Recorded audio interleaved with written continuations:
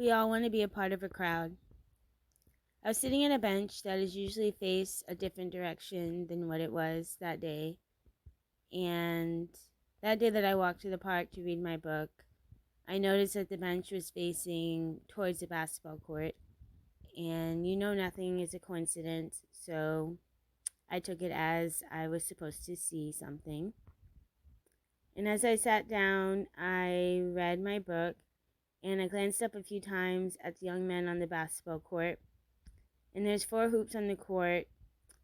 One hoop had a group of boys playing, another had a single player, and the last hoop was being used by a last solo player. From observation, I could tell that the 2 solo players wanted to join the group, but by the way they were looking at them, and it was just like a movie, and I could tell that the group didn't really feel obligated to invite the other boys over, possibly because they felt like the cool kids, and the other kids that were left out was like a nerdy kid and then like a kid of a different ethnicity. So it was like exactly like a movie scene. So this brought me back to every time we had recess, and there was always that 1 or 2 loner, and they were left out of the crowd and nobody cared. And as I watched, I thought how far we've steered our kids away from what's right. And me being in my 20s, I'm still watching kids leave out other kids that they consider to be outliers or not cool enough or whatever you have you. So,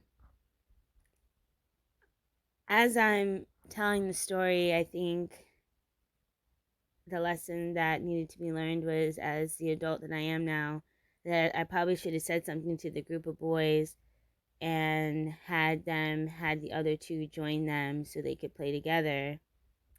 And as the adult with the outside perspective of what I was watching, I could have changed the trajectory of the rest of the day for those 2 boys that were left out. And the group of boys could have possibly made really good friends. So you never know.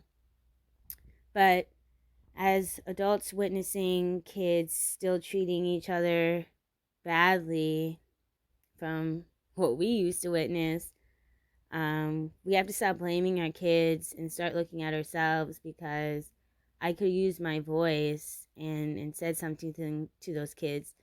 And even if they didn't listen to me, at least I wouldn't have felt like, oh, I should have said something. So if you have a voice, you should use it and project it and promote what you think is right, especially with our youth.